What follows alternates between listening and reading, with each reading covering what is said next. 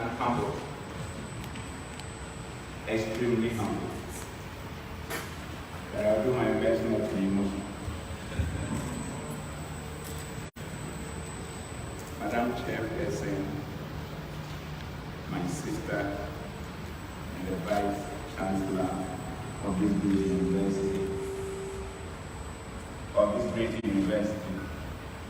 Professor Dr Akuffo Dampare,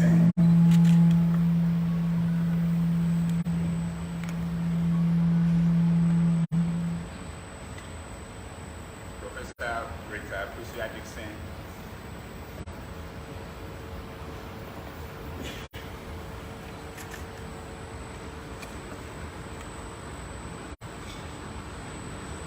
Professor Akuffo Dampare,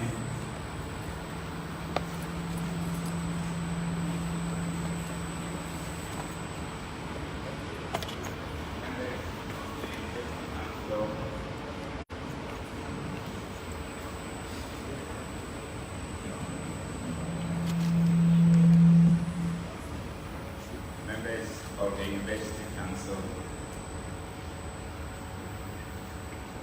the Vice Chancellor, the Registrar of the University, our distinguished and accomplished members of faculty, our revered traditional and religious leaders, management and staff of this university, student leadership,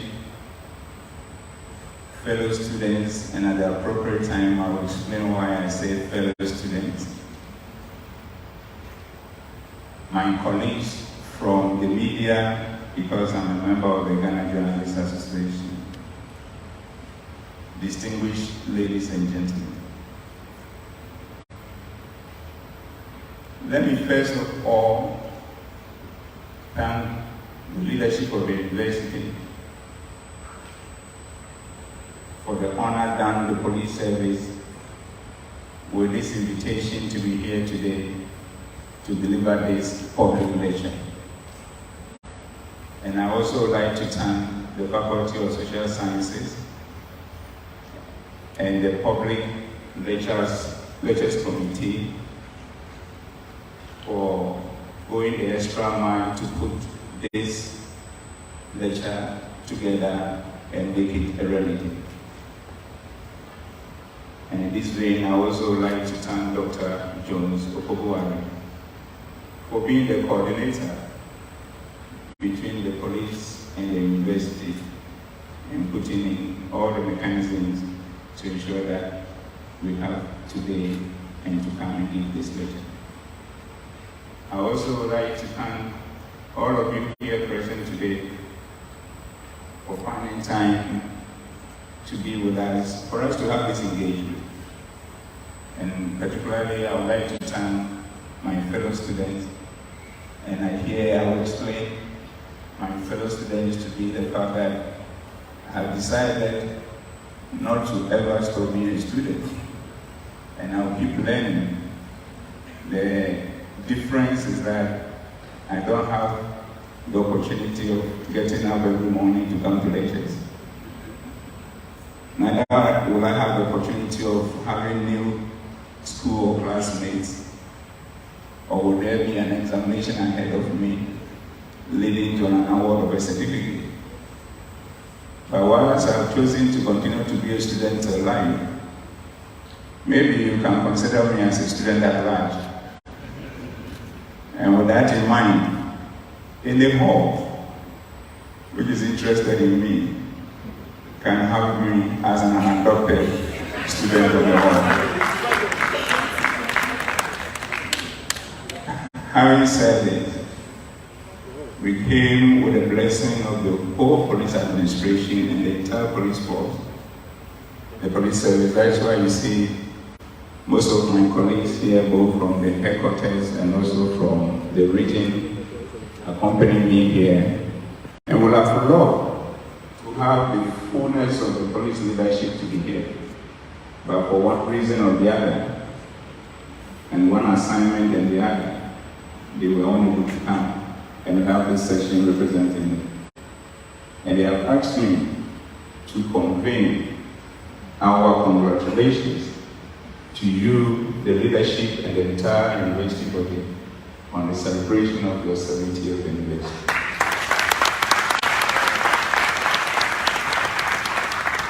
We are aware that this celebration started somewhere last year, and you are still in the celebration mood.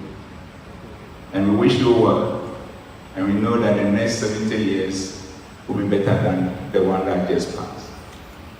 But the important point that we want to make is the fact that your 70 years has been fabulous, has been impactful. And if you really want to measure it, then I want to probably sum it up in this way. The impact of the university can be felt within every corner of this country and across the globe.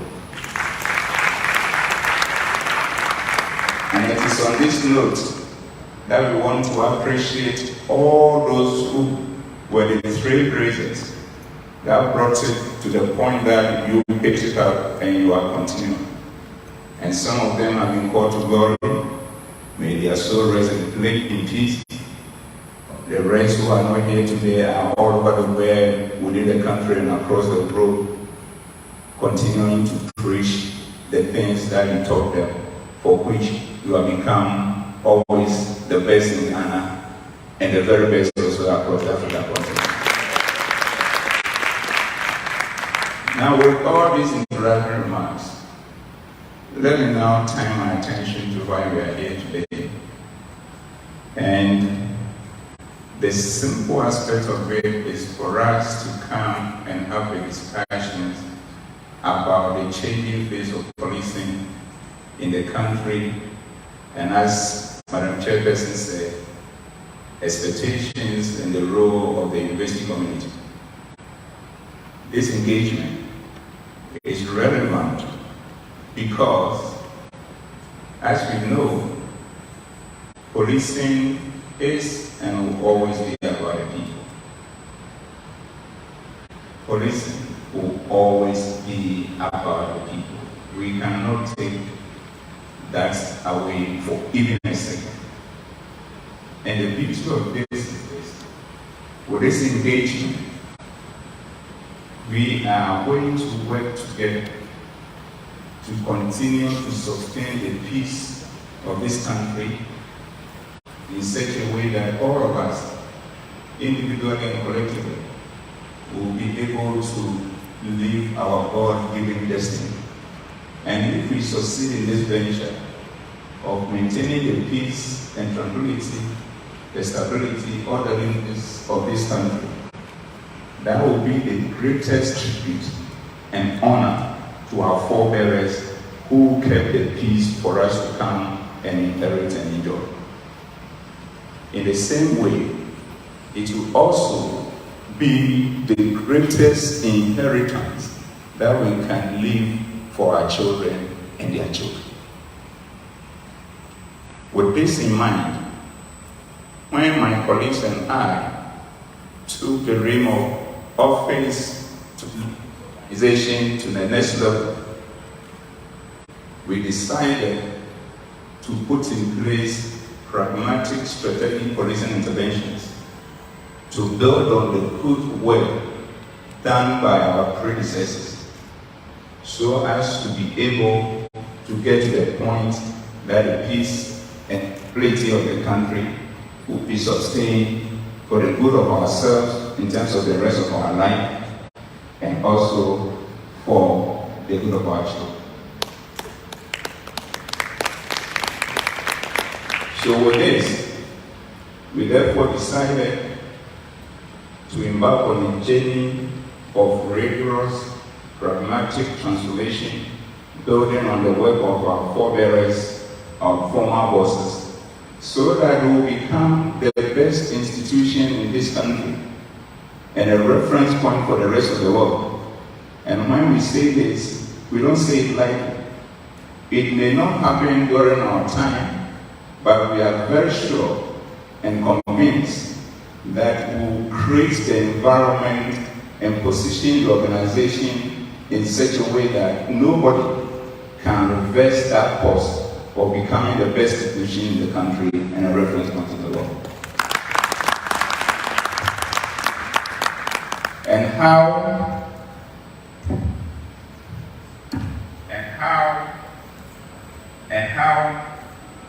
we are going about it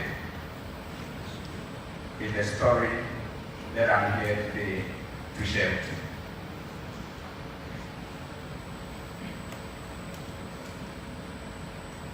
So what is the story?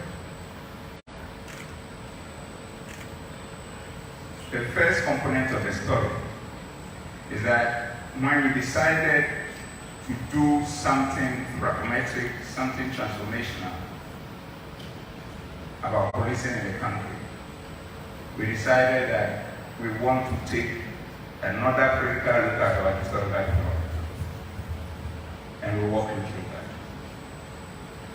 After that walk, we decided to sit back and have an assessment of where we have been in terms of our performance from our point of view, and also from the point of view of you, our masters, whom we serve, so that we will then be in a position to compare those and see what strategic options are available to us for us to take. And with that mindset, we will then, depending on what strategic option we want to take, re-examine your expectations and then use that expectation to inform our strategic direction and go out there and deliver on our strategic policing intervention.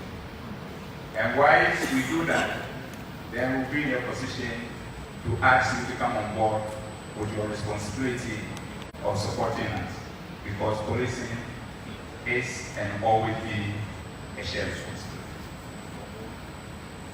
So the first block of the story, where we are from, our journey. Our journey can be looked at from three main angles. Pre-colonial period, which I call the green period, and the colonial period, which I call the dark ages of our history, and the independent period, which I call the golden age period. And as you all know, before colonialism, it was all about Nananum in the enclave that operates as a kingdom, having some people doing the work of policing to see to the interests of that small group. Then we walk into the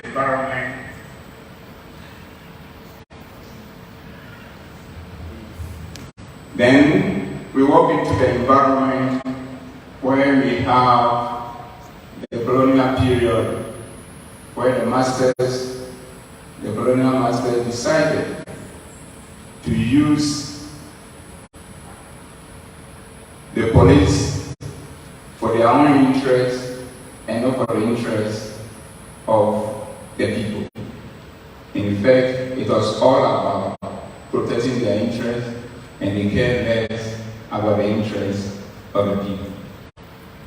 And the third component, the golden age, which we are still struggling to get it right, is to create the police service of the people, by the people, and for the people. And we are on it. So if you want to have pictures of how we've come, how far we've come, let's share a couple of them. And don't laugh at us. The typical environment you see with where we came from, barefooted in those days, and in modern times, the young ones will be telling us with a song on Amdade, on Shempapo. So that is how we started off. And from there, we've journeyed on. We got to a point that we succeeded in at least having some progresses, and also because maybe 3 hours not sufficient for the trousers, we will end up having a long socks to cater for the efficiency of the programs in order to move on. So actually, you can see that we come from very far and we are still journeying on. So where are we? We're fortunate to then now have the full complement of a trouser and then some belt and stuff to go. And we were coming to this era where now the full complement of modernization is with that, and then we are finding ourselves as an integral part of it. Then you see the police of the people, for the people and by the people, in action, creating a new phase for all of us. Then when we have to show force in order to protect your life and property, the full complement of it is also done. Then you also have where we go and try to keep on modernizing for purpose of ensuring that we keep you safe and protect your properties at all levels. Then we see all this. The interesting thing is that as we walk through our history, you could feel the presence of multiple police administrations which have come to make huge contributions, and of which we are building on. And we can count up to my time 23 of them. And maybe some of you will have some of your family members who once headed this organization. And if you have not seen their pictures for a long time, I'm doing you the favor.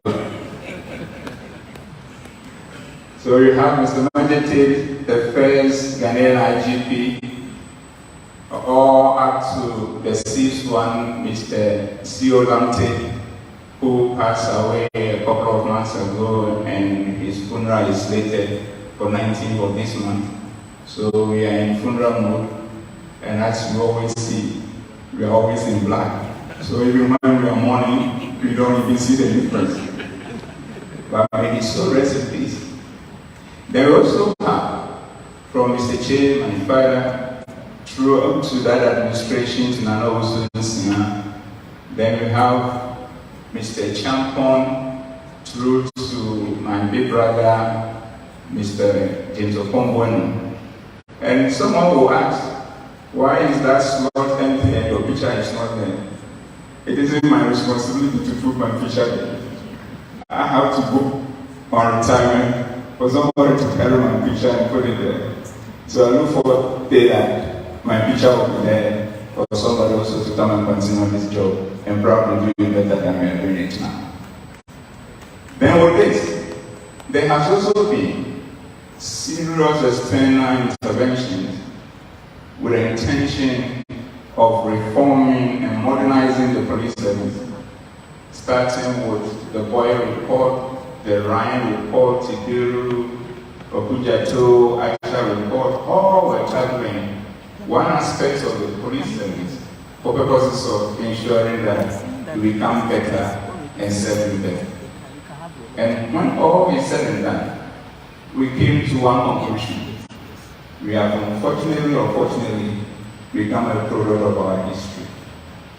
So we carry some baggage from the pre-colonial era. We carry some from the colonial era, and the independent aspect is also in there. But we've not been able to find out, to dissect it, to find out which portion of each that we are carrying along. But the beauty of it is that we'll keep improving and taking off the things that we think will not help us, and then making sure that the product that we put it out there for you will be a product that you admire and you're always wanting to ask for more. But with this, then, after that, we decided to do a complete assessment of what exactly has been achieved. And from our perspective, we thought that we have achieved a lot, because we believe we are living our mandate, especially when you compare us to other countries within the sub-region and beyond, with now ranking us as the second best in Africa, the 8th and all that. The beauty of it is we also keep expanding. We also keep expanding across the country as far as resource may permit it. And with all this expansion, anytime we are involved in international assignment, people don't want us to leave. They want us to be there. And at times, when we see how back home we are treated, at times we feel that, why don't we stay there forever? But home is home. And at times he also reminds us of the saying that the prophet is never accepted in his own time. But we are Ghanaians first, and it is you who have employed us. And we own our services to you. And if you are not satisfied, you need to get on with it. So with all this, we decided also to assess ourselves from your perspective. And this is what we found. We found that in the middle, we said, we are still underperforming. Okay. And he said that we show zero partnership. We don't work with you. It's like you are minding your business, we are also minding our business, and we have become so reactive. When nothing is happening, everybody is on his phone, and therefore you don't feel that we are providing a service to you. Also, there are issues where you see us as the wrong professional, and in some cases to consider us an occupying force. An occupying force in the sense that just now, but for this purpose, if you happen to be here and walk into a lecture hall, as soon as I enter, you take action, and then help us. But we were thinking that seeing the police officer should rather bring relief. And we'll get there where you see us more of a friend than as an occupying force. So there's still assessment from your perspective. The other aspect, which is in green, is that we are corrupt.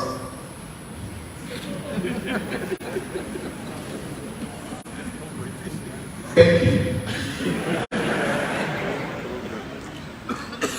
A problem identified is half the solution. We've never said that there are not a couple of people who are doing things in a corrupt way, tarnishing the image of the service. We've never said that. We are doing all what we can to handle it. But we will never accept the fact that we are the most corrupt institution in the country. It is unfounded.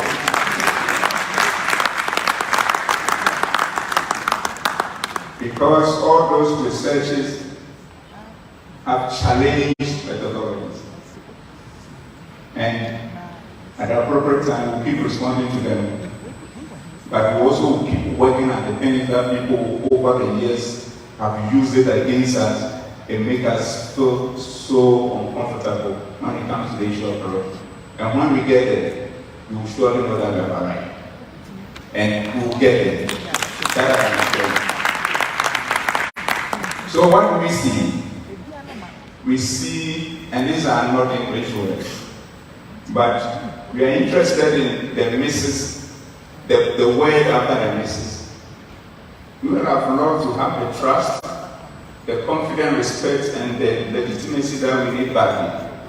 But from all the feelings that we get, you think that we've missed your trust, we've missed your confidence, we've missed your respect, and it has weakened our legitimacy. That is the feeling. And we will not run away from them. Because we are doing introspection.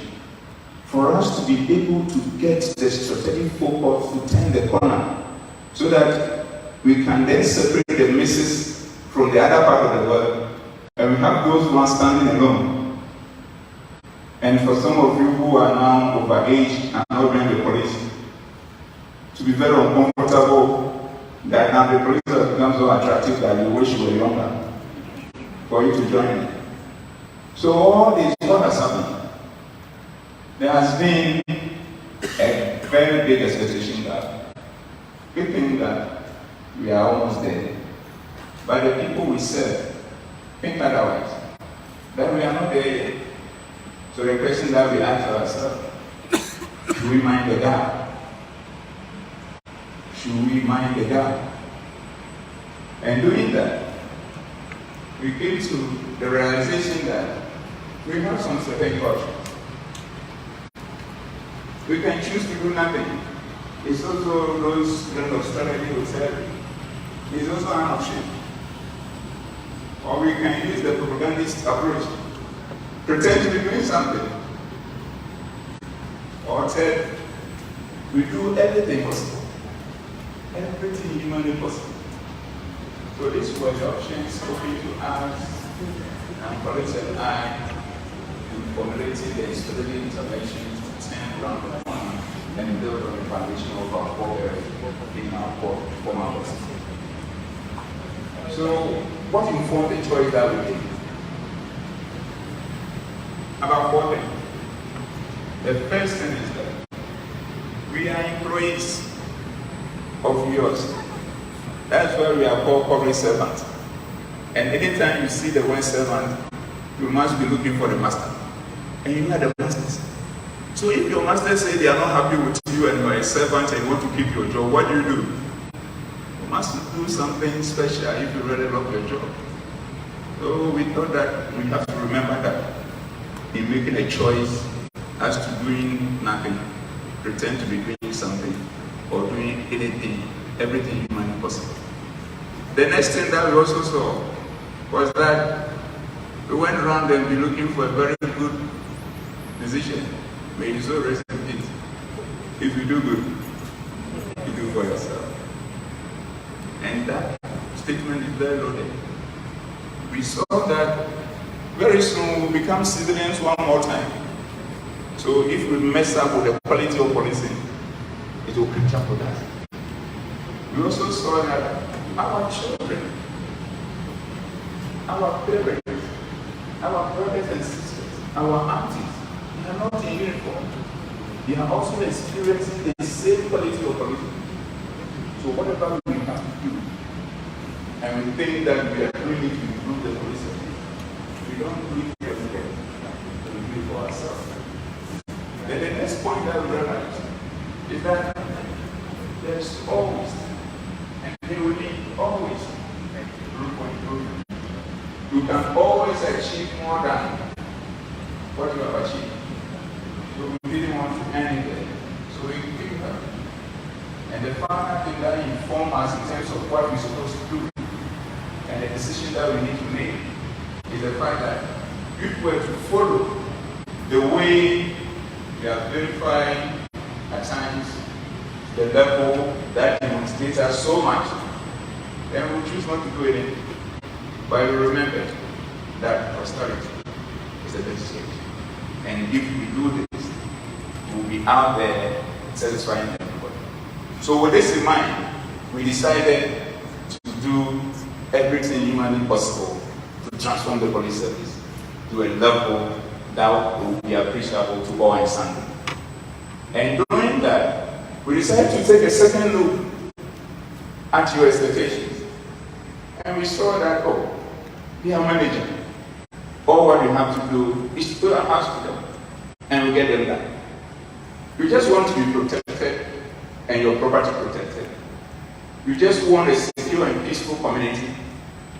You want an equitable application of the law. You want to ask to get the few bad guys out of the service so that our name is well polished. And more importantly, you want to partner with us. And whether the person is a suspect or a complainant, a witness or whatever, you expect us to treat those people with respect and dignity. With this on our minds, we then began the other chapter of our story. And that was to do with the strategic interventions that you have seen us implementing. And here, there are so many of them, but I'm going to speak to only those that we are implementing, because we are using the concept of a bird in hand is better than 20 or 30 in the on a tree somewhere on the streets. But the beauty of it is like, we looked at it from what is it that we have to do internally to handle the situation, and what is it that we have to do externally to also handle the situation, and then settle it. The first one is having a leadership-driven command and control culture. The second one is seeing to the personal development, the welfare of the personnel. And the third one is ensuring police professional standards and accountability. So I will cite a few of the things that we are currently doing when it comes to the first one. We have instituted a practical leadership-driven command and control culture at all levels of the service, such that personnel at all levels of the service are clear in their minds what needs to be done and see to it that appropriate steps are taken to get it done. So that you don't need to overly wait for anybody to give you direction. You are a leader at any level that you find yourself. Then the second thing done along that chain is to ensure that each one of us at all the chain is appropriately empowered, such that as long as you do what is right and you do it professionally, you will have your back, and to the level that now there's a culture that everybody is arrestable, even including the IGP. So what it is that just do what is right, irrespective of your rank, and you have the full backing of the whole police administration, and nobody can intimidate you. And on that score, if we are to give you a list of people who have been arrested left, right, center, to shock you, now you arrest people, they say, please, no noise about it, take me to court, everything thereof, absurd.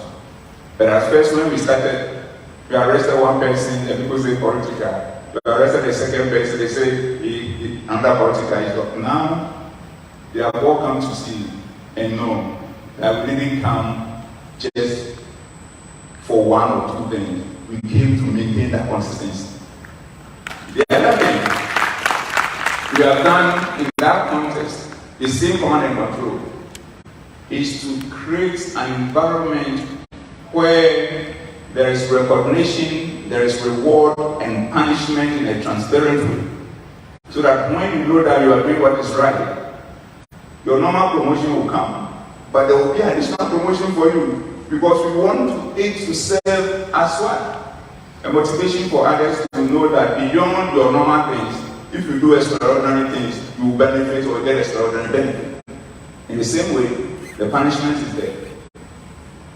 On the same note, with the same command and control, we have also done it in such a way that there is a coordinated, consultative approach where we make sure that anytime any policy intervention is being implemented, all the command levels to the lowest at the station, inputs are gotten from them, so that we have a portfolio of ideas that are put together in order to turn the corner of the organization, and also to let everybody who is responsible to ensuring its implementation feel a part owner of it, so that it is not left behind. And the final thing I'll say under that is also the issue of leadership by example at the very top, in a united, in a teamwork faction that is also cascading towards all levels across the country. So that is the first one in terms of leadership-driven command and control. The next one is to do with personal development and welfare. And here, a few things I will say. The first one in terms of the personal development. Recent recruitment that we did, did you see how we handle it? Humanely, you come, the time that is supposed to show up, you come and you are dealt with in an environment that makes you feel comfortable. Then the whole process together with vetting in a manner for us to get the best. Because if we start getting that aspect right, then we will have less work in trying to get to the level of professionalism that we are looking at. The second thing that we've done in that environment is the issue of ensuring that all the trainings at all the level, recruit level, senior officers level, in-service training, we've changed everything to 75 to 80% practical, 20% theoretical. And for the first time in the history of this country, and probably in Africa and beyond, you have police officers who have passed out from training. They know how to write, they know how to drive, they know how to swim. So now you don't see a police officer in daytime, you are a swimmer, you go across. By the time you are already in the river, we are ahead of you. And if you have to do handboffing in the river too, we have the expertise to do that. And if you have 5,000 of us with that expertise, imagine it multiplied X. The other point we have done is also to expose everybody to have the opportunity to go for UN mission and international assignment, so that you get international exposure and have it to come influence the job that you do. Now, in the area of welfare, if I'm to list, let me quickly list a few of the interventions you've done there. The first one is that we have established regional welfare directorates across the whole country, for all the police regions, 18 of them. There are regional welfare directories out there supporting. And we have also instituted mechanisms to ensure that all indisposed police officers are visited. I started doing it myself across the country. Regional commanders are doing it, district commanders are doing it, divisional commanders are doing it. We have institutionalized it, such that they will feel that if you do something and you are incapacitated, we will always be there for you and you will not be abandoned. We haven't ended it there. We have also established what we call Police Emergency Medical Intervention Fund with a seed money of $1 million. And it was run by His Excellency the President. And with that, anybody who gets injured in line of duty within 24 hours, maximum of 48 hours, every help that you need, whatever it is in this way, will be provided without any delay. And currently, we have had 3 of our officers who have benefited from it. And the money is invested in a manner that it will keep growing, and we'll make sure that as long as you work for us and you have an issue, we will not wait for you to wait for years before you are supported. Closely related to that is also the establishment of virtual police medical center, where wherever you are across the country, as long as you're a police officer, you can access medical care at the police hospital just by the touch of the button. And probably this will be the first in the public sector, because I know other private sectors are also doing that.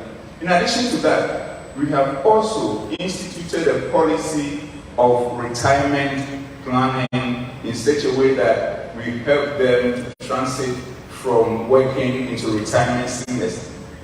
And we do that with a course and a program going around the country, preparing the minds of those who are retiring.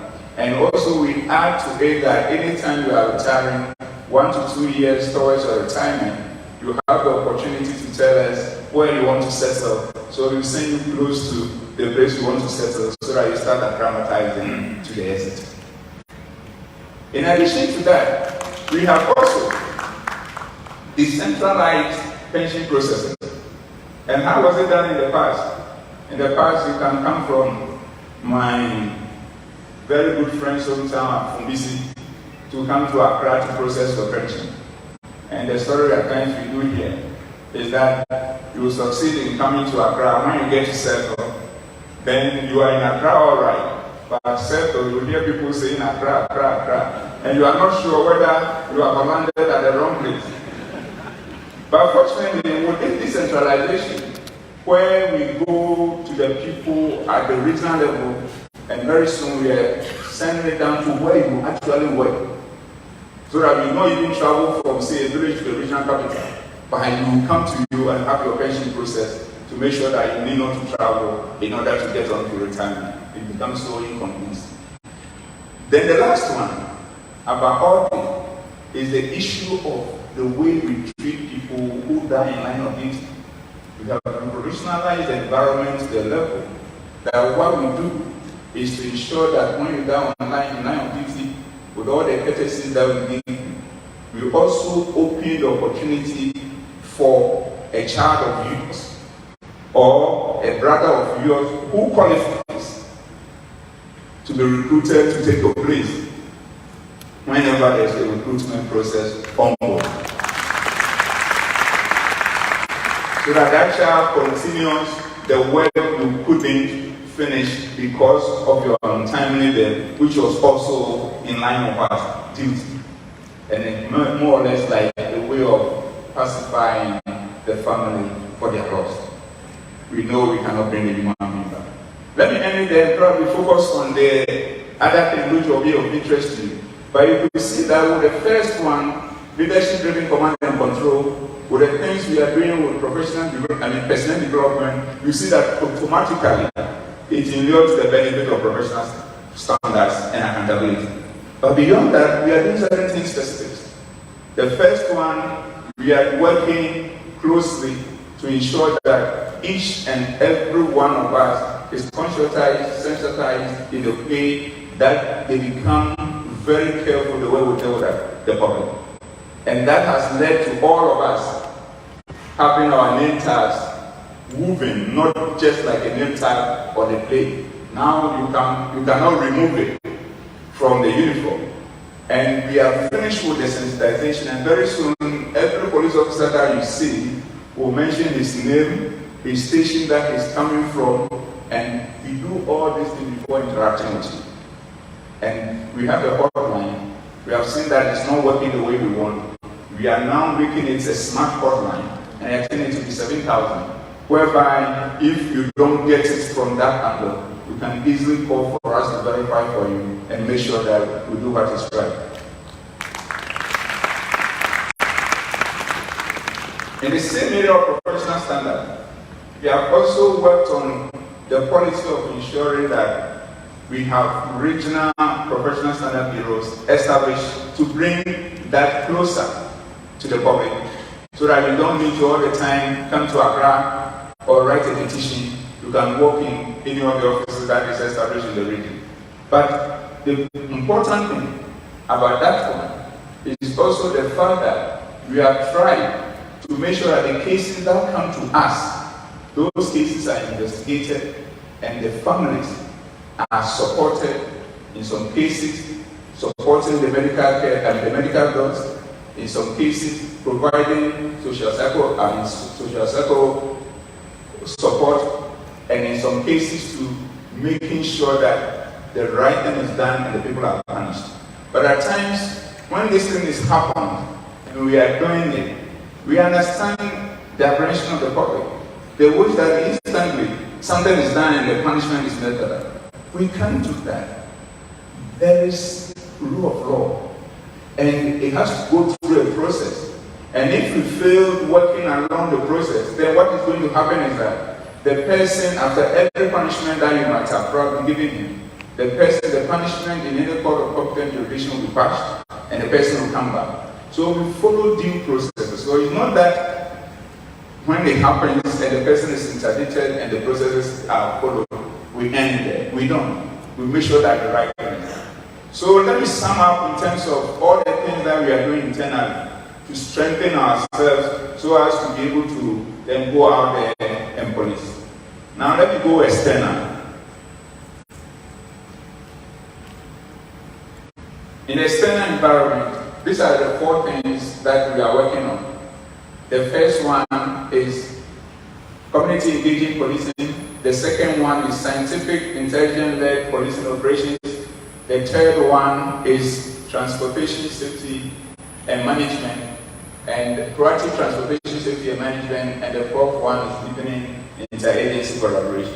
Let me take a few slides on the issue of the community engaging policing. The community engaging policing, we keep deepening the number of police officers we put out there.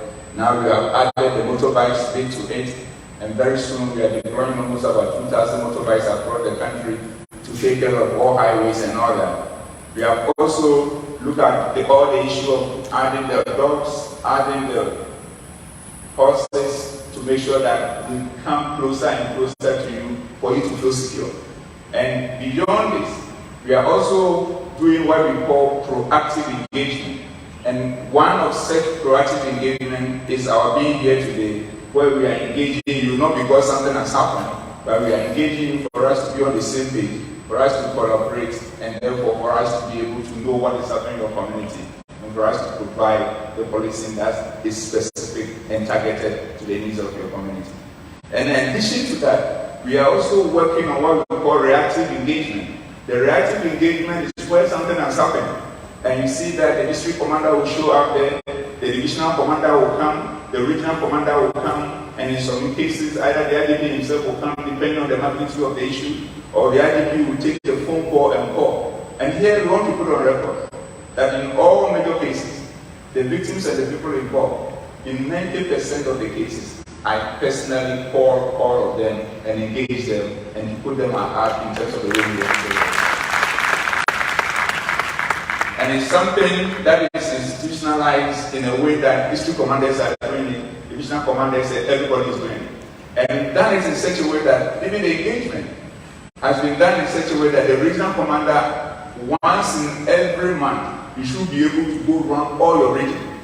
Divisional commander, once in every 2 weeks, you should be able to go every corner of your division.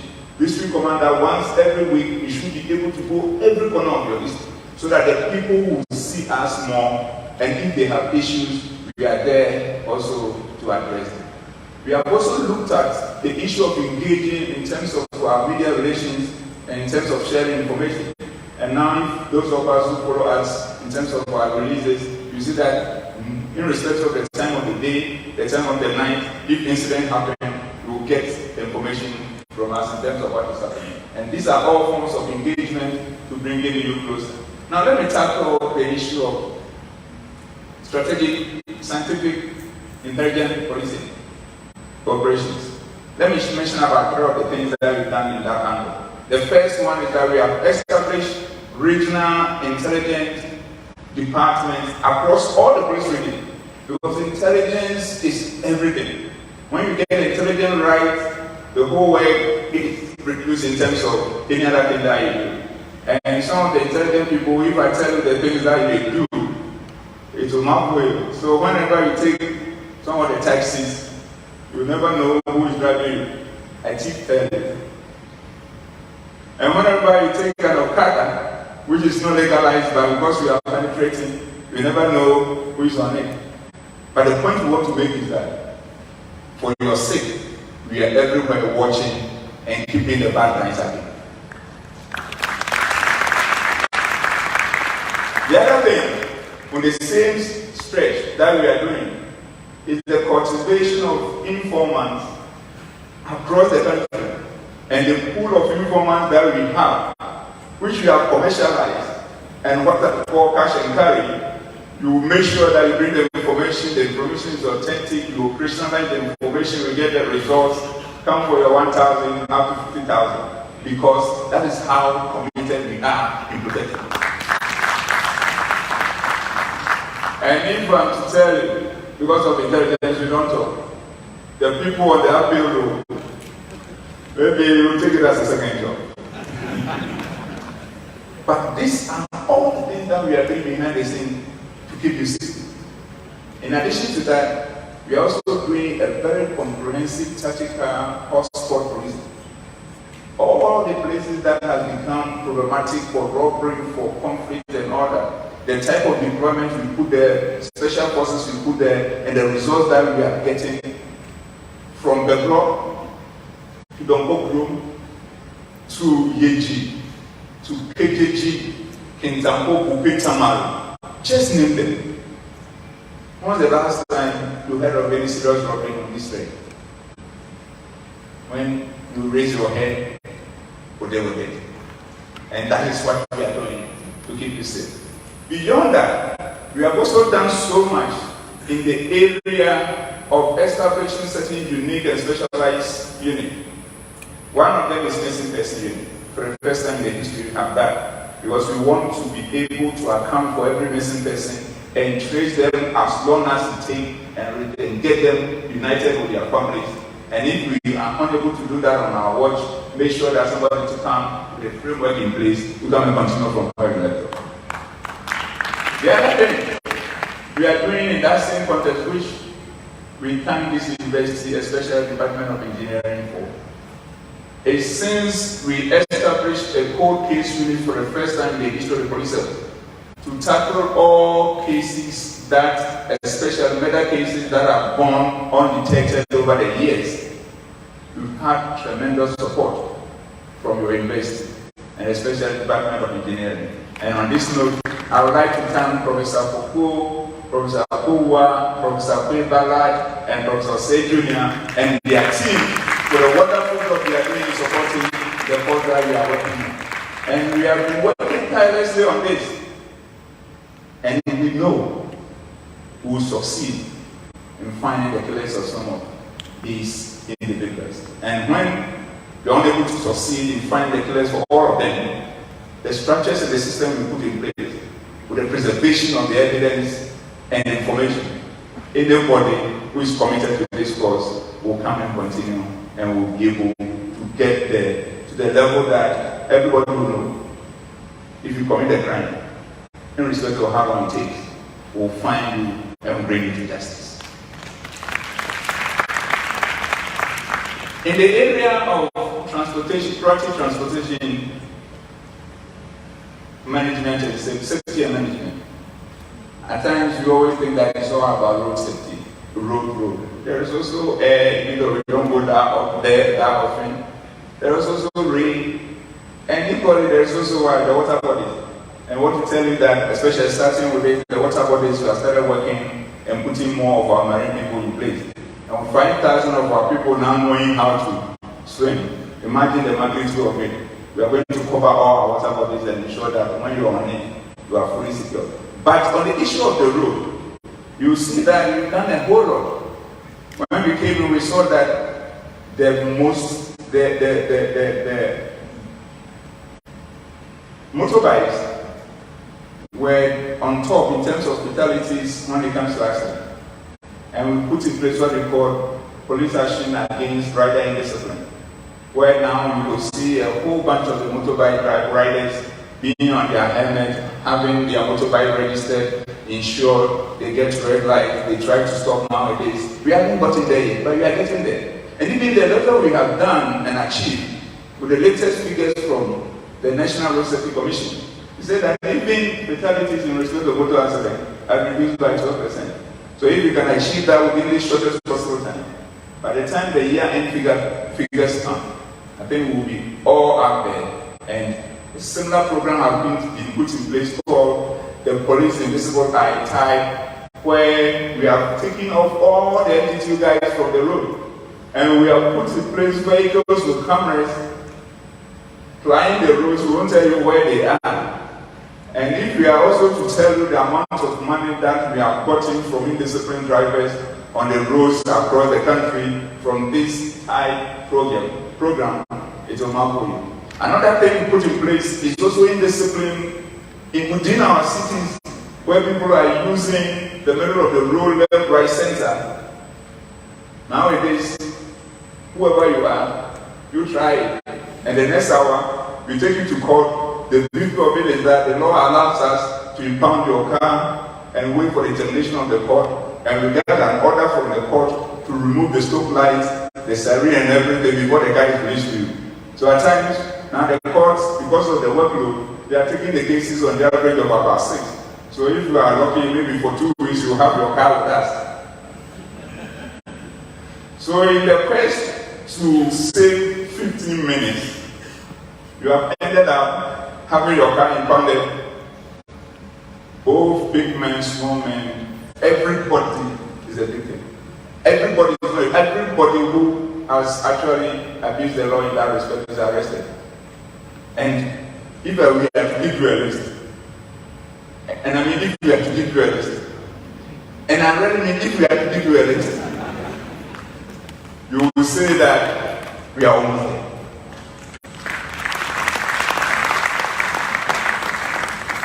You want some list?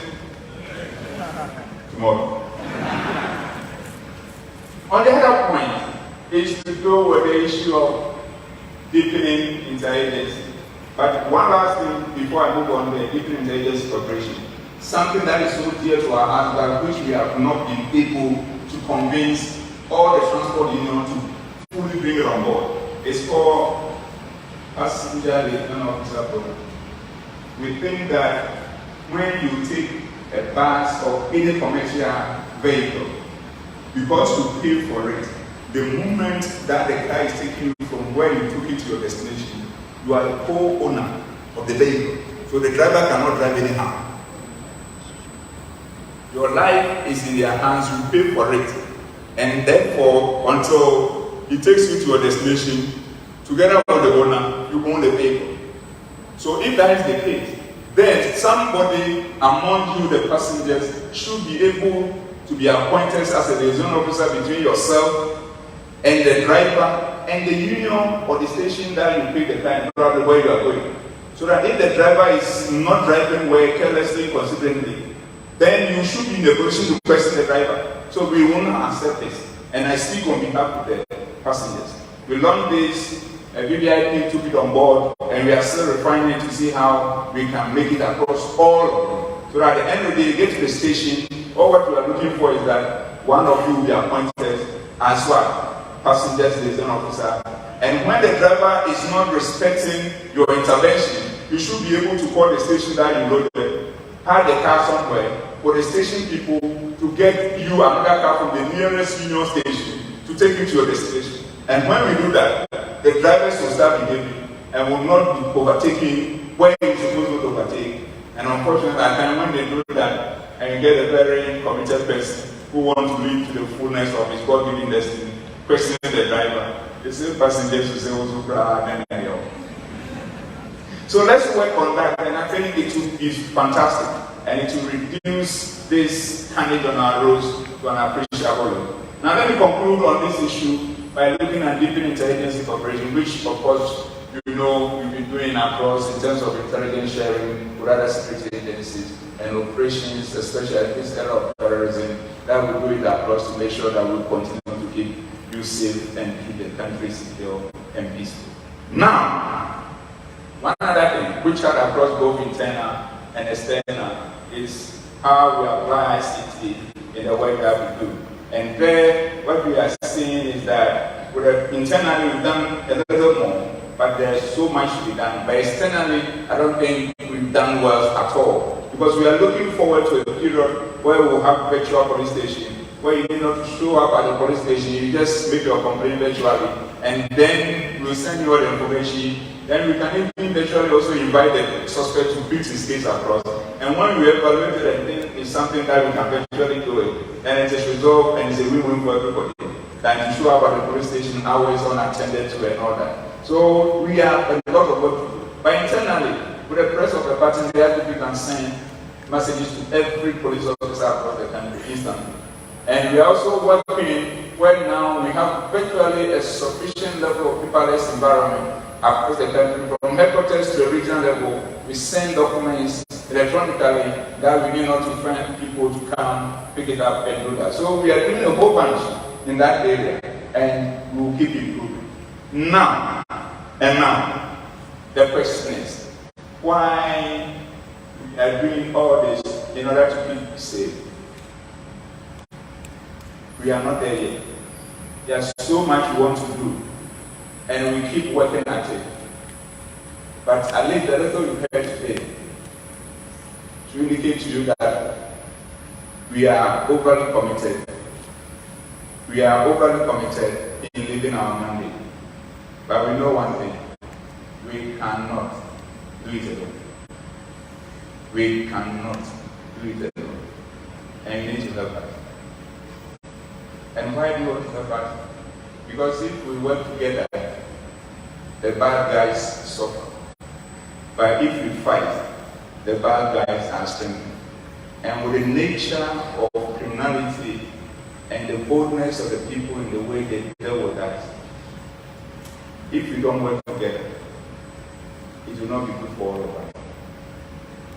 The more so when in a gun battle, whoever presses the trigger first gets the ghost. So at times we hear when we are doing these things of fighting these bad guys, and because they are not using toy guns, and because whoever presses the trigger first gets the ghost, the person that I always ask, do you want them to kill us for them to protect you? Or when they are trying to take our life, for us to be smarter so that we continue to protect you? And I want to show you a footage as a way of probably having a bit of a break. Relax and just watch it. It's not a movie.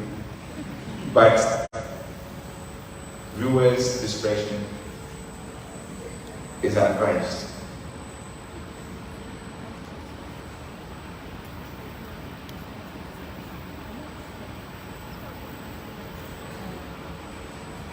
This is a robbery scene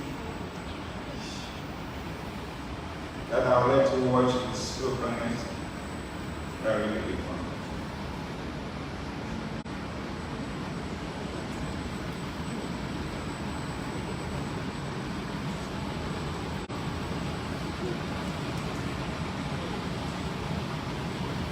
This is not a movie.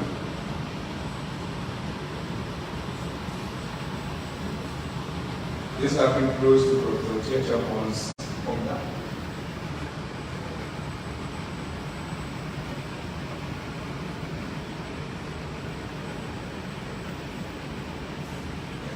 And that is a human being who has been shot through the stomach.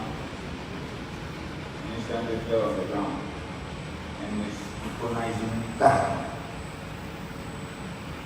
And you have people robbing, inhumanely looking at somebody dying, and just going along looking for papers or money.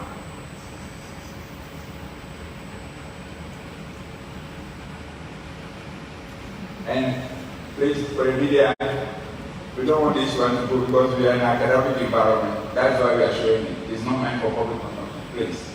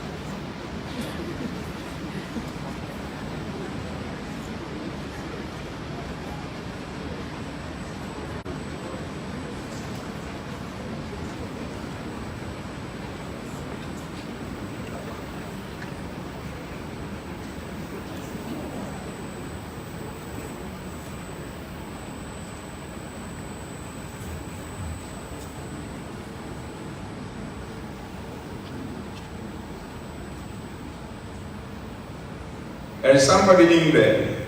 The only thing that saves the person's life is that he's the only person who can help them to get access to the money. Because after all the fire, they couldn't go to the next door. So they tax the person to virtually move the money from where it is and give it to them if she wants it. He wants to save his life.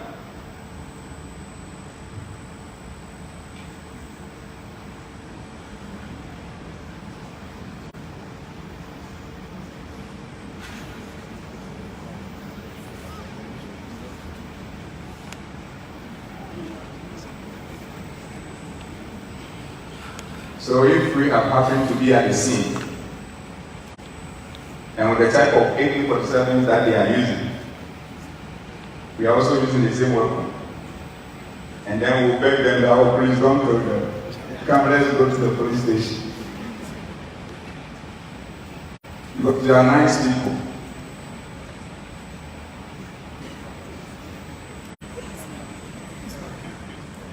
And the amount of money being kept there also shows lack of security consciousness on the part of the owners of it. But how do you bring the victim and add to his or her soul?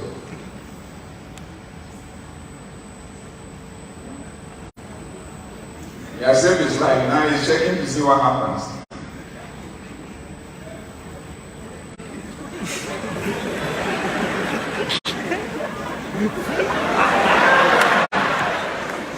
So let me shift it. So we painstakingly 10 months, 10 weeks, intelligent-led operations. These people are gone. They are run away.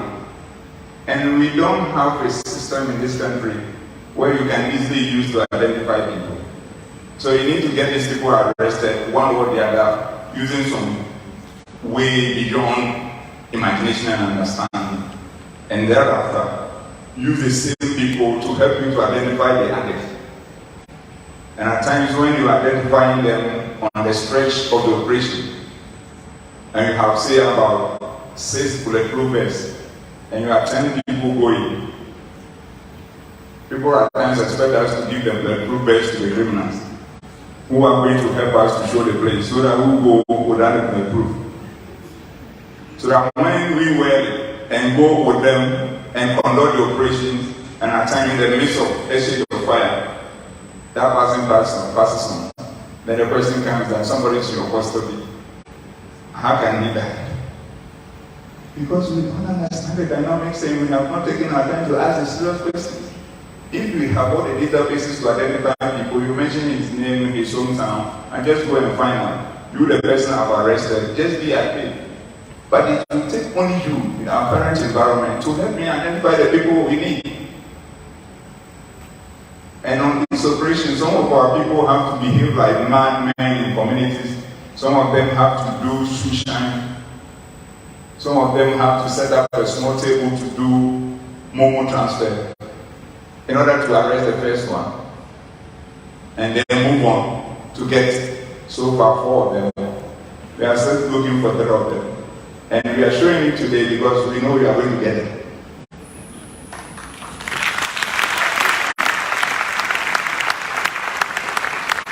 So we want to assure you this. We don't take our job for granted. So when issue come out, listen to our side before you conclude. Other than that, we get demotivated every day. And if you keep on demotivating us and we keep becoming weaker, the bad guys keep becoming emboldened. That's why daytime they can walk into a community by Accra Kumasi Highway and commit this with impunity and kill 2 people just because of papers called money. So you see why you need to help us. Go over the individual level and at the university community level. So how do you do that? We think that there are 3 levels of that help. The first one is what is it that you have to do for yourself. The second one is what is it that you have to do for others. And the third one is what is it that you have to do directly for us. But this is the magic. Anything that you do for yourself directly affects the others indirectly and beneficially. And it's also lessen our work and support us. In the same way, whatever you do for somebody directly affects you indirectly and also affects the police directly. And finally, whatever you do for the police directly affects you indirectly and somebody also indirectly. So in that triangular setup, we are all winners if we choose to be helping ourselves. So I'll say only a few things under this and then I'll conclude. The first bit of the help for yourself is that we should individually have a security mindset. We don't have it. We have totally outsourced our security to somebody else and minding our own business. That's why in all economic textbooks before until recently, security was never an issue. All the factors of production, factors of socio-economic development, we never saw security until recently. People are trying to do research and trying to look at the analysis between socio-economic development and security. In the same way, because of our lack of security mindedness, we will build communities, and when we finish with all the land, then we claim we need police. And when we come around, we are not finding land. They say, let's find some container and put the police in. When did we become a cargo? lack of security minded. When you get that consciousness and you apply it, you keep going and make it become a master of it. And then you can then handle every situation around you. And that lack of consciousness, except those who have been coming to this room regularly. I don't know how many of you know how many steps they have there. How many of the steps? Some of you might have been here for years. You have no idea how many steps you have to take to get to the top. You don't even know how many exits in case something happened, where you came out, you came through, where else you can go, how many of them are available, and which of the windows are capable of giving you an exit route. We just keep. Lack of that security minded. So we are in it. We are in it and we are so exposed that when we are in a room and we sit down and walk into a room, then you see somebody sitting with a back facing the exit. How will you see what is coming? So as for you, you are just a gift to whoever owns your time. You walk on the street and you know that when you are going to walk alone, there will be a problem. Yet you are on your phone, chatting. And the next hour when your phone is taken, then you are crying. So all this is what is lost on us. And the final thing about what you can do for yourself is the fact that don't be the source of the problem. Don't be the thief. Don't be the aggressor. And don't cause the confusion. In the same vein, what is it that you can do for others? The first one, help them to develop their security mindedness and apply it. We have mothers, we have fathers, we have brothers, we have sisters, we have cousins, we have aunties, we have uncles. With the knowledge we have, if all of them are pushed to be aware of their security and be minded of their environment and not to expose themselves to threats, then we'll build a critical mass of security mindedness in the university community. We'll build a critical mass of security mindedness in the Ghanaian community. And therefore, we will be alert and then reduce the possibility of attack by the bad ones and also strengthen policing so that the resources we could use probably to handle some of the things, we will then use them concentrating on others. And the other thing we can do for others is also supporting them that they will not become the reference points of the problems. Now let me finally move on into the issue of what we can do for the police, and then I'll say a few words and conclude. The first one, from the personal level, please criticize us. Criticize us, criticize us, criticize us. Because it is through that criticism that will learn the relevant lessons and become better. But once again, please, let your criticism be constructive. Don't just criticize as a messenger who have heard something and running with it. And then they ask him, now, maybe I don't see a man coming now, but they say police for now, you say, now, let it be constructive so that we can be encouraged to learn the relevant lessons and we keep improving and serving better.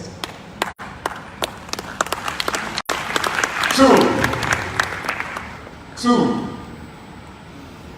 try and be our informants, either on pro bono or on commercial basis. They're ready to work with you in order to keep you safe.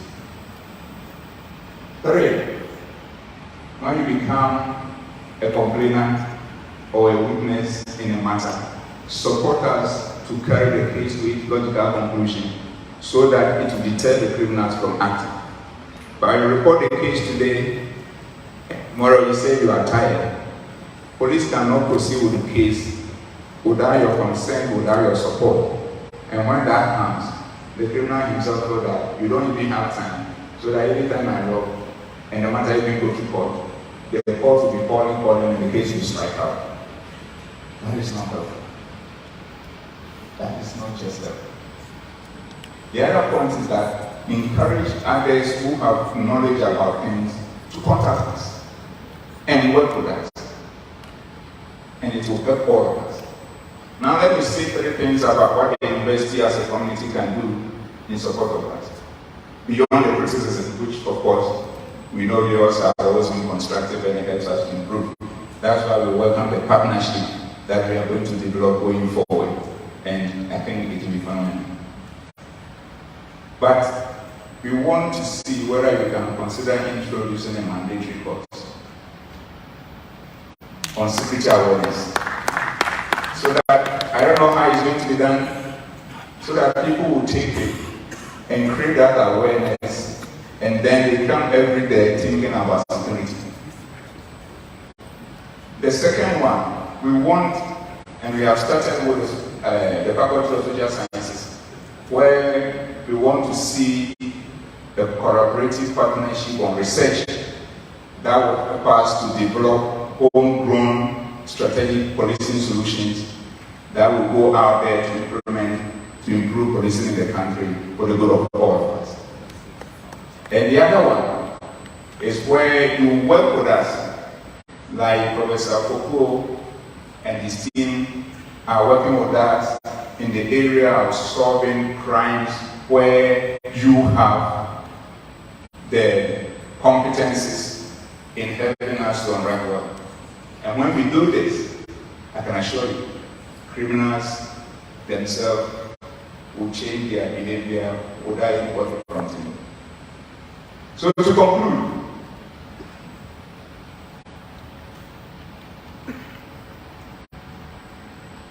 conclude, let me say a few words.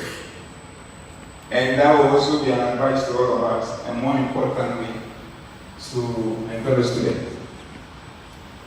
In fact, we are here now.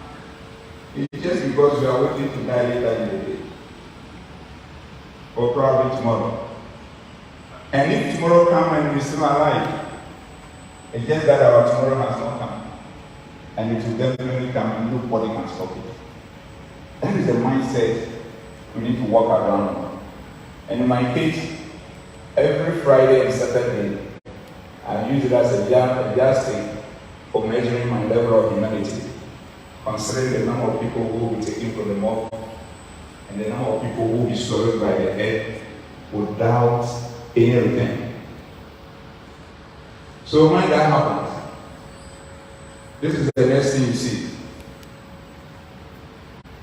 You will be gone. And definitely, you will be forgotten. But the interesting thing is that how soon you are forgotten is driven by whether you are selfish or selfless. How soon you will be forgotten is driven by whether you are selfish or selfless. You know, it's like how rich you can get. If you become selfless, the day you are buried will be the day that you will be forgotten. But if you are selfless, selfish, the day you are buried, the day you are forgotten.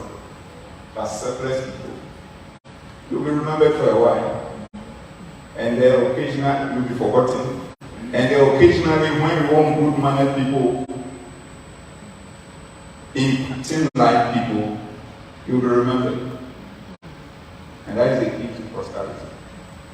So young guys, my advice to you is that a lot of people came before you through this university. They are born and forgotten. All the confusion they came to create at the university, they are so have been forgotten.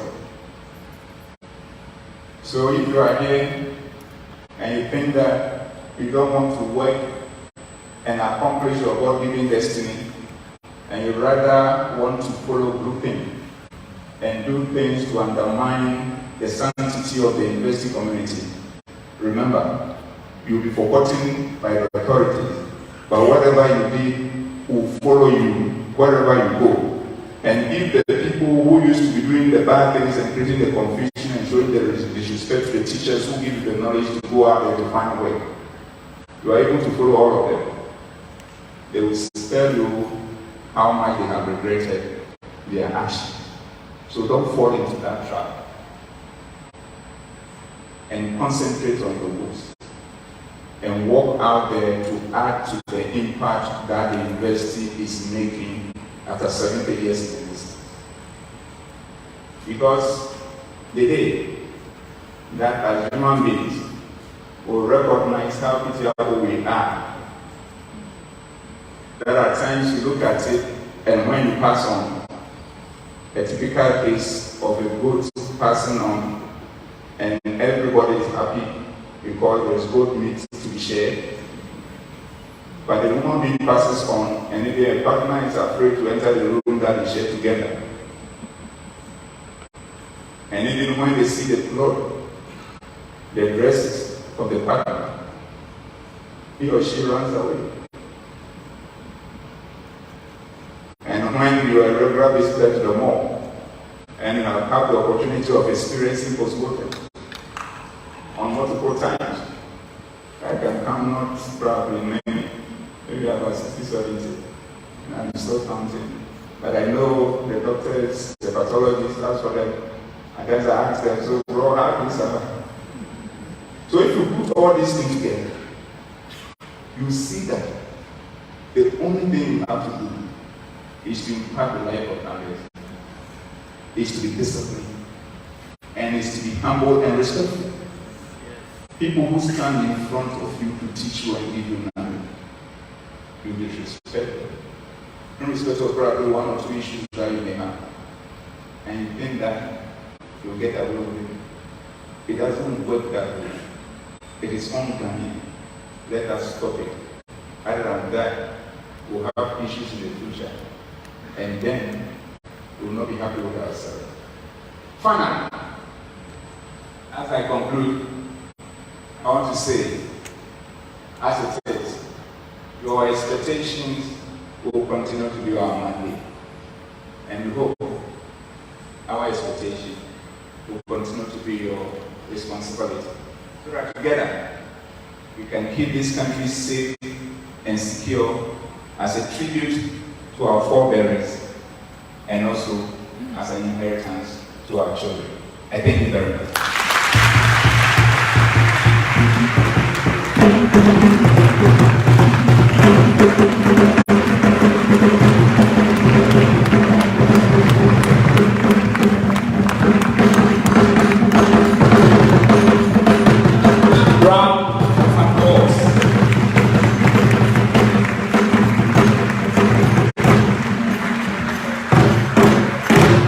Please be seated.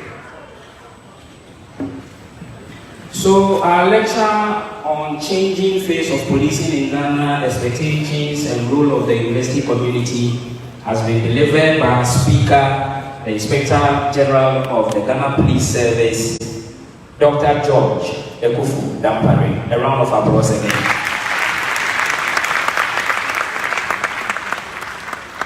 So we've heard a lot. We've learned a lot. I got something that Mozart and myself will develop a memo on very soon. That's a situation where you pass out in the line of duty. The family will have to consider. So, I don't know. Mozart, a good memo, right? Yeah, so we'll send it to VC. So, I've been told that the IGP will take 5 questions, only 5. Related to his presentation. He will address them, and the Vice Chancellor makes a presentation. So, wherever it is you are, just raise your hand. From the university community, raise your hand, a microphone will be brought to you. We'll take note of all the 5 questions and get him to address all of them one after the other. So, Dr. Ababari, Professor Ababari, we'll take the first question from you, please. Thank you very much, Mr. Speaker. I'm really overwhelmed by the talk. The kind of mindset that I used to have about the police, I think it has changed. Hallelujah! Hallelujah! Especially the video I saw actually broke my heart. To that extent, I'm really touched. The risk you and your men are going through, I salute. Oh, Professor Barry is crying. But just a quick one. It's both concern and question. The concerns, maybe I will speak for others. You spoke a bit about it, about wheel of justice being slow. And the wheel of justice being slow is understood, but sometimes in the course of waiting, it appears to us as if being overly delayed. And when that happens, people then begin to throw the salvos against the place for being overly slow. And so that's the general concern for members. Then, what is my main question is, when you look at the video, these guys are holding sophisticated weapons.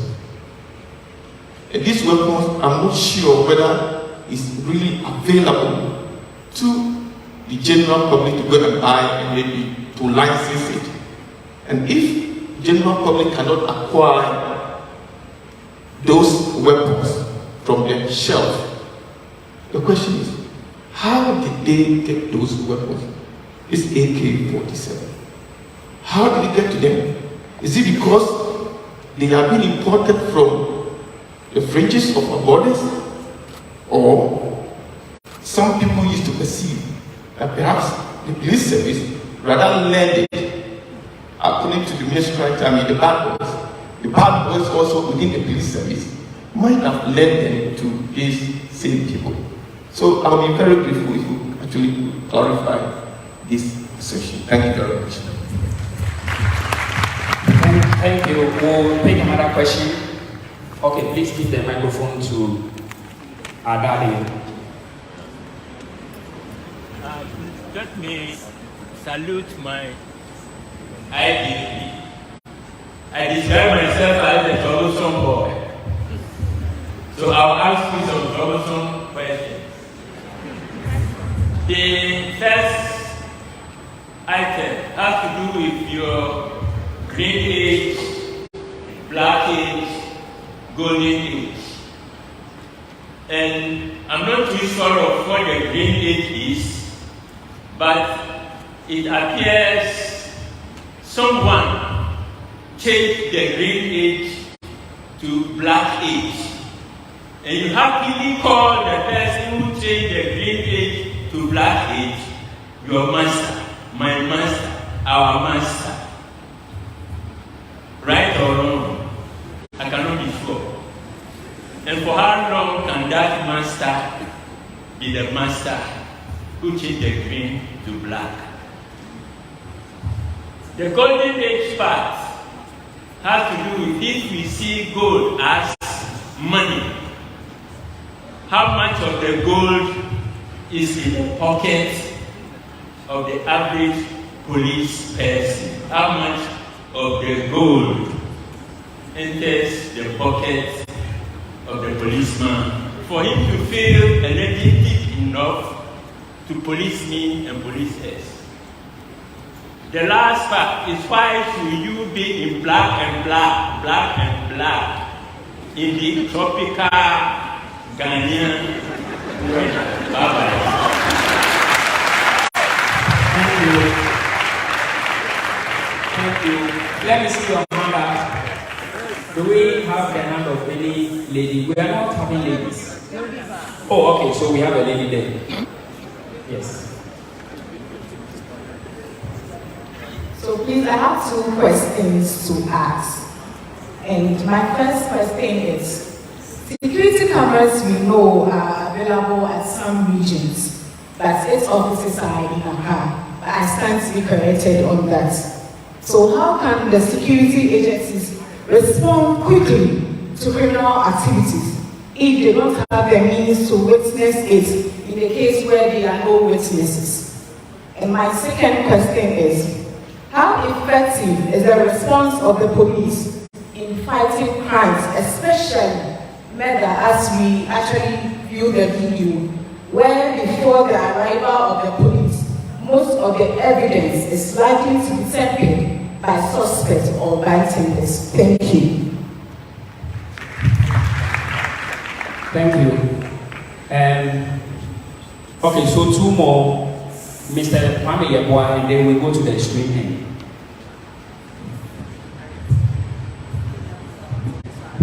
Thank you very much. Mine is a request for an audience with the IGP after the program. I'll just need some 2 minutes for us to have a discussion and motivational update. I wouldn't want to miss it. Thank you very much.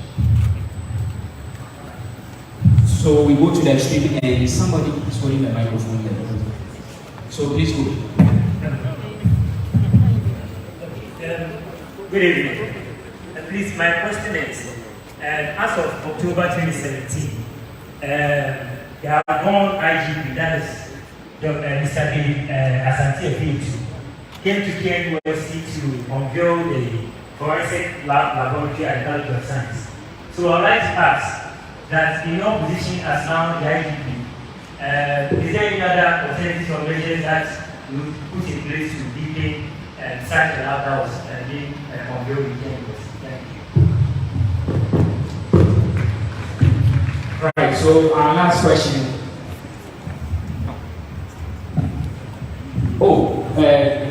Supplement.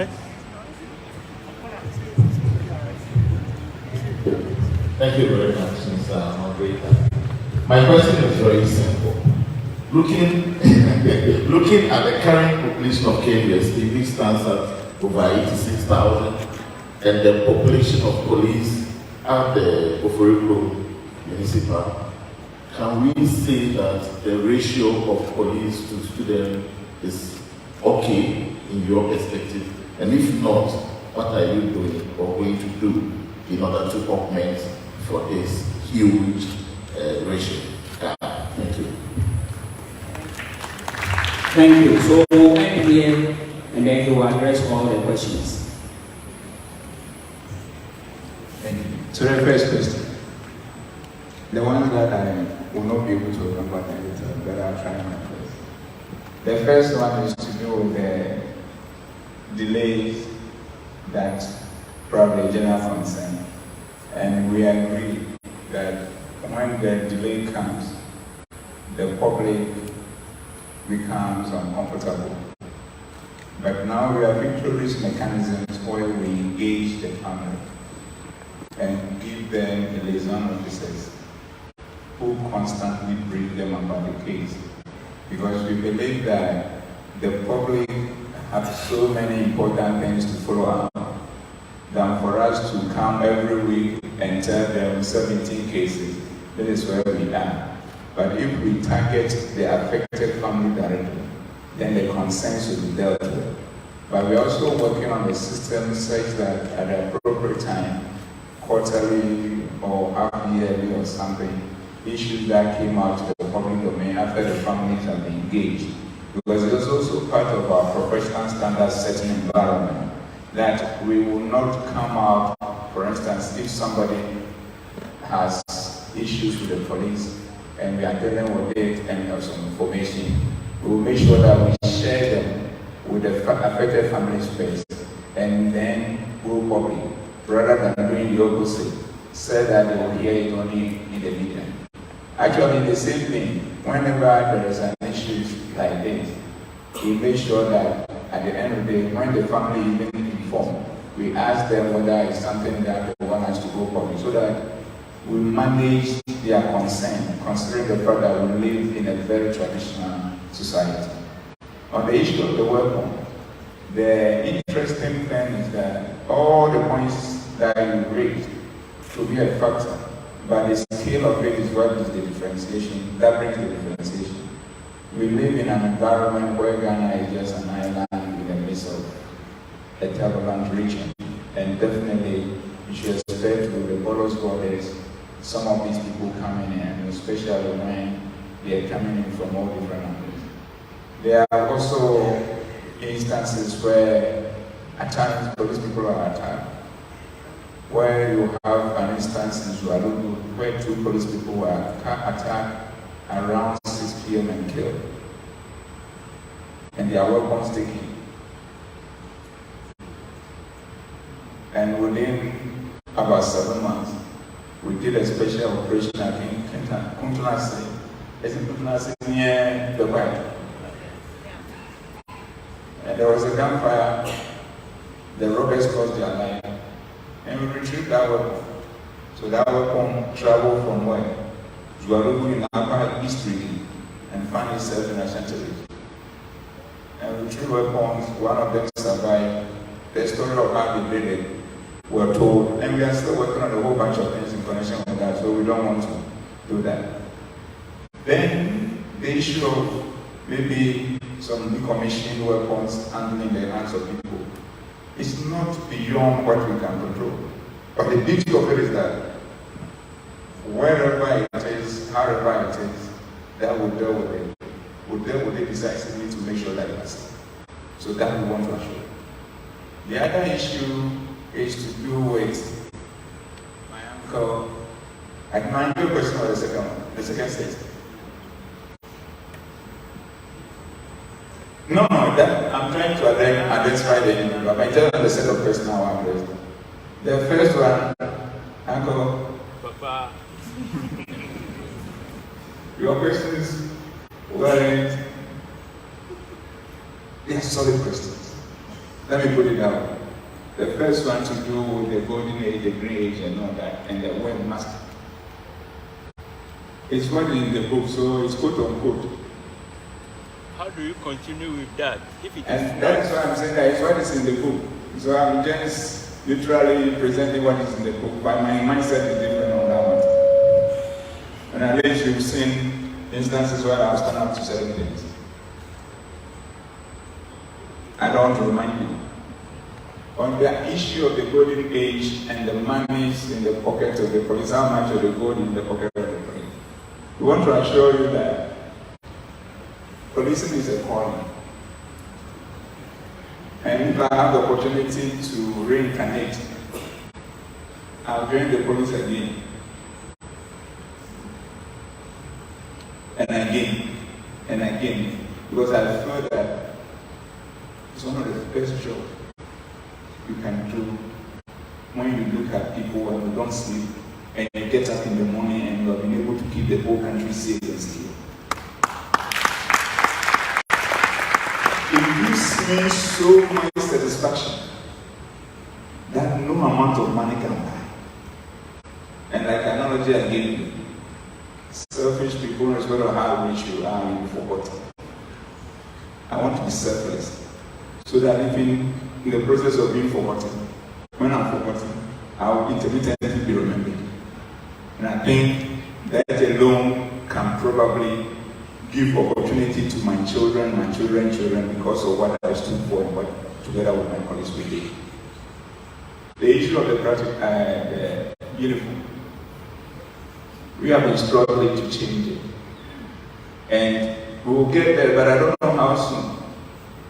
But the unfortunate thing is that all the uniform we want to use have been taken by other security agencies. So the colors are almost done. So at times we do and recalculate and we find out, then we come back. So we are working on it. But very soon we'll get to a point where we are doing community patrols. You see a police person in Lacoste, cotton Lacoste, blue black, maybe navy blue or something, accommodating tropical nature. We will get there. At first we wear this traditional look and all that. But now IGP is in the race. It means that we want to look smart and as young as you. So these are the issues. Then before I will see you as soon as we do that. But my sister's question to do with the fact that response time. Response time. We will keep improving.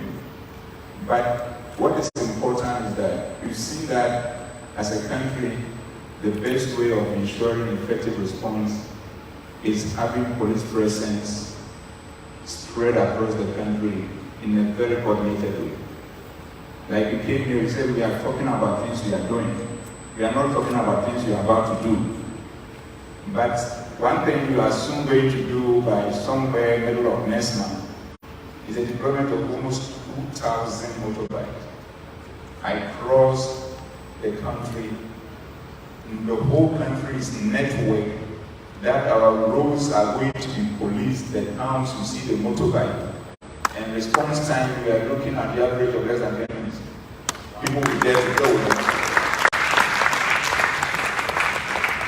And you can, if I am to show you, the map is not here, the way we have designed the networking across the country, deploying FU platoons of almost about 130 in major cities across the country, where all the exit routes to the country, to that city, is being, towns and cities are being by police, and the towns themselves are also being policed. Like we said, we don't want to talk that much. We want our actions to do the talking for us. So give us a little patience. And when we get there, you see what it is. And you ask another question, which was the camera. No, the camera. You wrote it, but I don't have it. The camera. The camera system we have is not centralized. We have a session in Kumasi, there's one going on in Tamale, the main one is in Accra, and it's networked in such a way that our communication is also effective, that whoever is observing, wherever is observing it from. Kumasi people, Ashanti people will be concentrating on Ashanti people. Accra will concentrate across the whole country depending on areas that are of interest to us in terms of crime analysis. And the GIS people will tell you, hotspot analysis and all that. And then Tamale people are also concentrating on the northern sector. So anytime there is the need for us to observe something and follow up, it is not an issue. It's just a communication to the next station, what action needs to be taken. And with the deployment of the FPUs, the regional FPUs in platoons across the country, is going to be phenomenal in terms of our response time and dealing with all of this. So I can assure you, there is a lot being done in that regard. Then the question of the number of police, that is the question from Dr. Sabo, my big brother. I said I went to private college. Oh, I went to Kukuari. For Kukuari? Yes. Okay. But I have a private college partner. I was with private college people because of my time. That is just by the way. But the most important thing is this. We have long recognized that deficiency. And we think that by the spread of imagination, the university itself is a city on its own. So it's a city within a city and it has to be policeful. And like we said, we are not talking about things we are about to do, but there's a program in place to create university, police, patrol, and intelligence for all the universities. But we need to sort it out with you and the leadership of the university first, so that at any point in time, you see on map sort of mobility and uniform also mobility, all aim at keeping all of you safe. And that is a partnership we are embarking on. And to be frank with you, this is going to be a permanent marriage between the police and the university community across the country, starting with KNUST.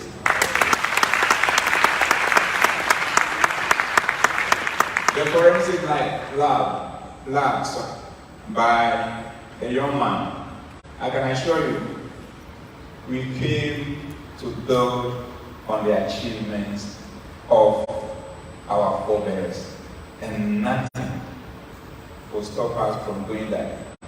Because this is it. When we succeed in doing that, then the resources spent on that will become beneficial to all of us. And I can assure you, within the shortest possible time, we are going to look into that matter and attend to it with the rapidity you said. I can assure you that. Thank you very much. All right, so the moderator will also ask his question. I realized on the digital and the satellite platforms that you are about to establish the Ghana Police Television. And I believe it is one of your efforts to improve the outlook of the police. Now, beyond the cost and the production of content, I have a concern on the plan. Is it to exclusively handle issues of police at the detriment of the other media houses? Is it going to be the go-to channel on everything police, such that it will probably not be evident on the other platforms that we know? That's my question. The interesting point is that the issue of having the TV station.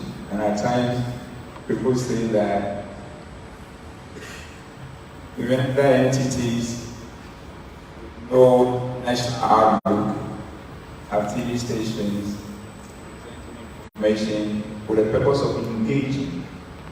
The issue is to create a channel to engage the community to a level that we win their hearts and minds and get them to partner with us to deliver the policing and keep this country safe and secure. That is the purpose for the establishment of that. And the beauty of it is that we will do it in tandem with all other media houses so that together we'll come out as a group purposefully working together in partnership with each other and ensuring that we are able to engage.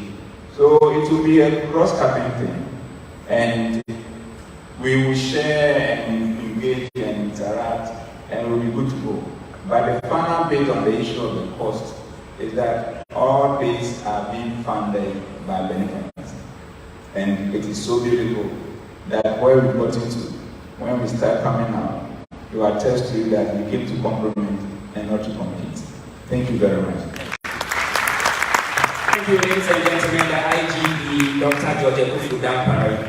I will invite our chairperson, the Vice Chancellor, supported by the Provost and then the Dean, to do a presentation to the IGP.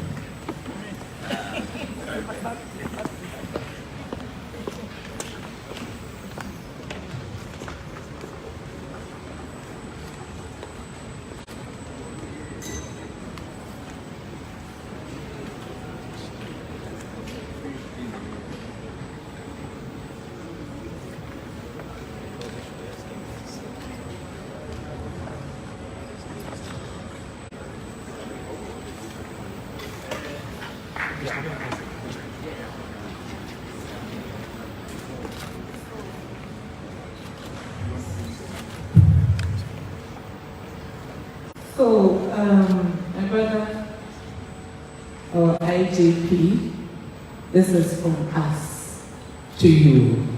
And we have Kwame Nkrumah standing there and giving us that freedom wave. This is the Kwame Nkrumah University of Science and Technology. And as you drove through, you went through the school, which is a symbol of the Ashanti Kingdom. And therefore, we present this to you on behalf of management, staff, and our students, and of course, the entire university community. We are very grateful for your time. Thank you very much. Please be seated.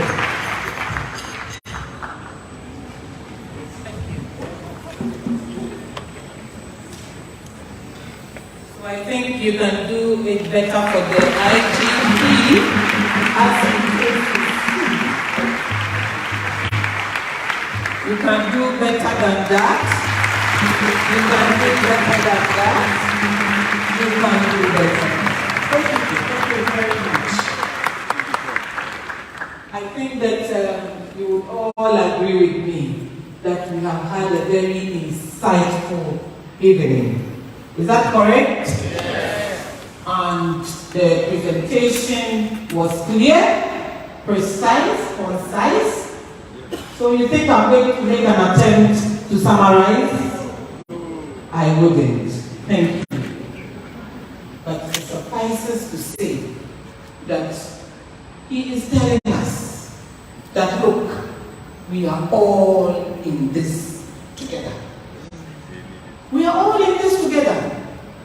He says the responsibility first and foremost is to ourselves, to our communities, and then to who? To them. To be able to help us, look after us, so that we can continue to feel very secure.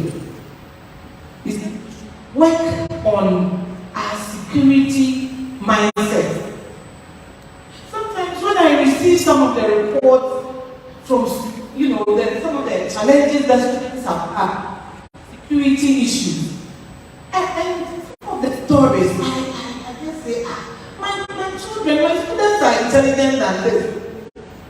Go and bring all your room because I'm a prophet, so that I will pray for you, so that impending death ahead of you will be taken and, scrapped. And you go and bring your woman's 3 laptops. I beg your pardon. Please.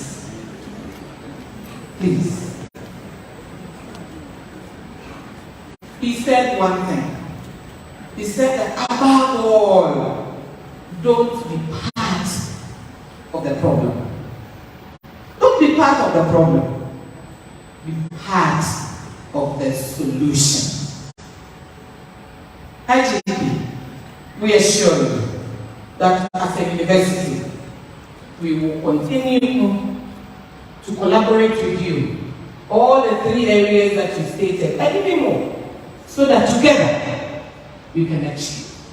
Not just for Kwame Nkrumah University of Science and Technology, but also for our dear country Ghana, for the continent, and also for the. And on that note, I just want to say thank you very much for making time to join us. We are so thankful and grateful to you and to all your team that came from you. Thank you very much. Thank you very much, President and Vice Chancellor. I will do my last batch of acknowledgements. I want to acknowledge the Deputy Regional Commander of Ashanti Region Ghana Police Service, Assistant Commissioner of Police, Mr. Akuffo Dampare. Divisional Commander, Assistant Commissioner of Police, Mr. Abrokwa. Divisional Police Commander for Asoka Division, Mr. Ohini Wedi Bosman. Assistant Commissioner of Police at the Police Hospital here, a pathologist. Please applaud Dr. Akuffo. I want to acknowledge the media, Mr. Pamela Degram, for coming. We acknowledge all the staff and students who came, and finally I will acknowledge myself. Let's take these 2 important announcements. Culture and Tourism Year 2 students, you meet your teaching assistant immediately after this lecture in front of Block B. And then there will be a photography session in an orderly manner right here on the stage after the session. Shall we please rise for the closing prayer to be said by Reverend Father Dr. Antonina, the Catholic Chapel.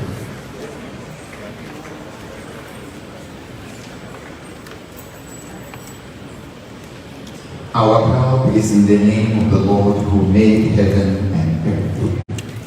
Dear Lord and Master, we are so much grateful to you for the gift of our lives.